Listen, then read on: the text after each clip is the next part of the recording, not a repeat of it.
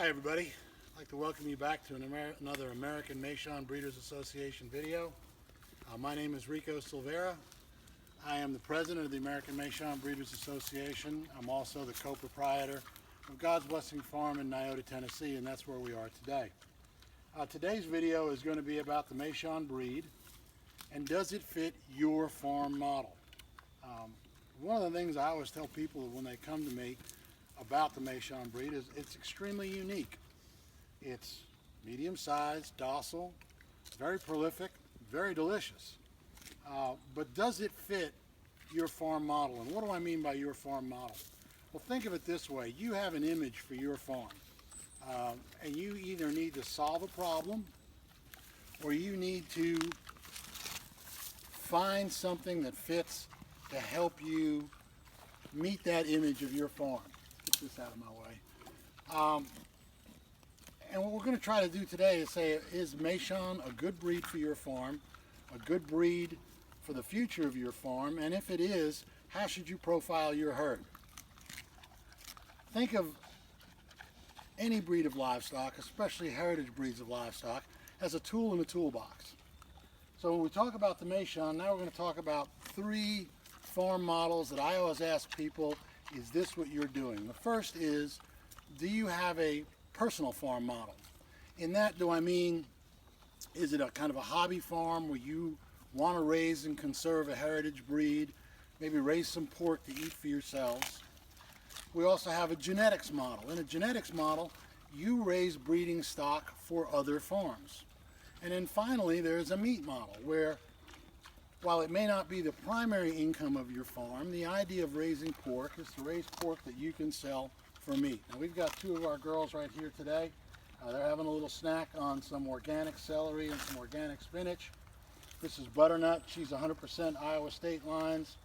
And this is Ling Ling, who's 50% Iowa State and 50% Illinois. So let's talk about that personal model. Well, the great part about Meishans is they don't need tremendously large spaces. Now they are a medium-sized pig, so they do have to have room. They really should have pasture. They do much better on pasture. They're a very prolific pig. By the second and third farrowing, you can expect from well-bred Meishans that they're going to have 12 to 14 piglets in a litter. They're excellent moms. They're going to raise most of them to weaning, and that's a lot of pork. So if it's something you're raising for your own personal consumption, I would say that you probably need to have some friends, some family to consume some of that pork, because those piglets will gather up pretty quickly. The growth rate for a heritage hog is good. Ling Ling over there is only a 14-month-old pig. She's well over 300 pounds now. And while that is not fast compared to commercial pigs, it is faster than a lot of heritage pigs. So in a personal model, you'd be looking at a breeding pair.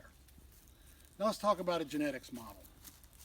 The project of conserving this breed is in its very earliest stages.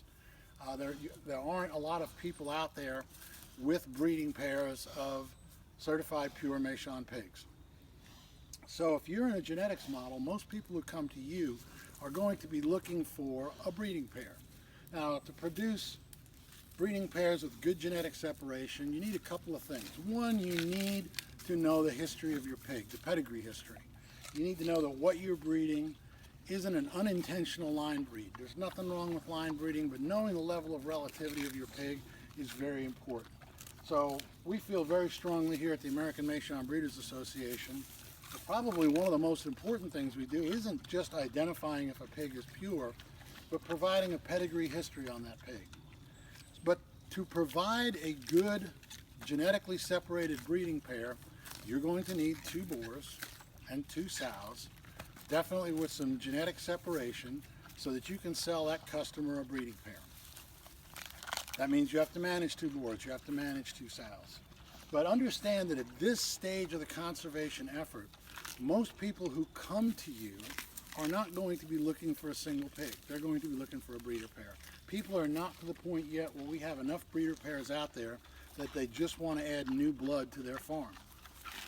Okay, That's a genetics model. In a meat model, you're going to want to produce piglets to sell as meat. In that situation, as prolific as it is, if you're just starting out, we would definitely recommend you start with a pair of pigs, because at 12 to 14, 2 farrowings a year, it's very, you're going to have to grow out some pigs to sell to either a restaurant or an individual. The next thing that we recommend when you're profiling your herd in a meat model is that the same time you get your breeding pair or your breeding trio, that you pick up 1 or 2 barrows, which are castrated males to be raised as feeders. Selling is the transference of excitement, and if you've never eaten Meishan, which is an incredibly delicious meat, it's red, it's micro-marbled, it's incredibly tender, it's 5,000 years of selective breeding in China, then you need to know what it tastes like. We always tell people, when you're in a meat model, try to build demand before you build supply. So looking at whether Meishans are a good fit for your farm model, I think it's very important for you to define your farm model. Are you a personal model? Looking at a breeding pair. Are you a genetics model? Looking at 2 breeder pairs. Are you a meat model? Looking at a breeding trio, and definitely recommend that you take some barrows. If you're not sure what you are, then what we recommend is get yourself some barrows and raise the pigs. The things that make these pigs really great for the small landholder is, 1, they have a lower environmental impact on their pastures. 2, they're extremely docile. 3, they're extremely prolific, which means you can raise more piglets with fewer parents. And 4, they're medium sized, so you don't have to feed a 5, 6, 7, 800 pound breeder. We're going to do a few more videos coming up that talk about what kind of facilities you need to manage the pigs. We're going to have some of our member breeders do some videos that tell you how their pigs fit in their farm. But most of all, we want you to really think before you take on the Meishan breed, what's your farm model? I know we all want to do it all, but sometimes it's better to just focus on what is the primary thing we're going to do. Folks, thanks today. We appreciate you stopping in for this short video. We encourage you to join the American Meishan Breeders Association. Your membership dollars go to help preserving and promoting this breed. And have a great day and eat more bacon.